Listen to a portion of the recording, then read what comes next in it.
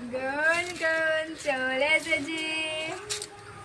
গুনগুন দেখি তোর জামাইয়ের মুখখানা দেখি কেমন দেখতে হয়েছে। হ্যাঁ হ্যাঁ মিনতি দিদি তোমরা বসো না, আমি জামাইকে ডেকে দিই। ঠিক আছে ঠিক আছে।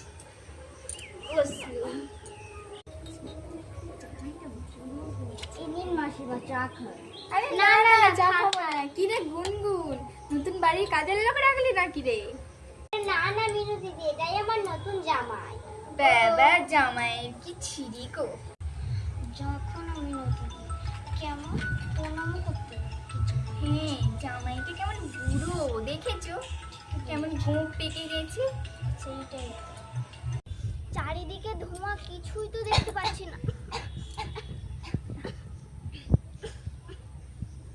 গুনগুনের বর মনে হয় সিগারেট ফুঁকছে। হ্যাঁ মনে হয়। ওদের গোটা ফ্যামিলিটাই তো সিগারেটের গাঁজা খর মনে হয়। এ বাবা গুনগুন কি বলছিস রে, তোর মেয়ে গাঁজা খায়? বাবা তুইও তো বিড়ি ফুকেছিস, তোদের তো পুরোটাই মনে হচ্ছে নেশাখোরের ফ্যামিলি রে।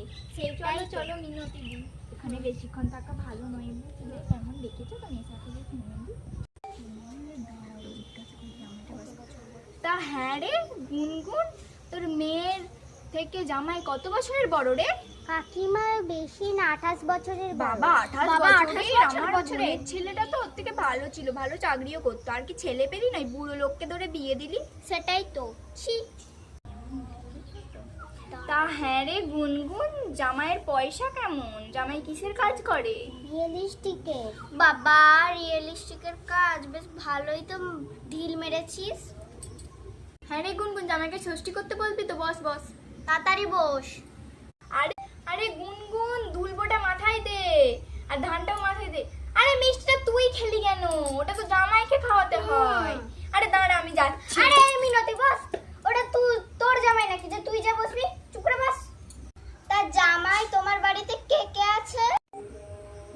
আরে না না কাকিমা, কেউ নেই। আর জামাই বলছে বাড়িতে কেউ নেই গো। তা জামাই তুমি কি ঘর জামাই থাকবে নাকি গো? তা গুনগুন আজকে আসি রে।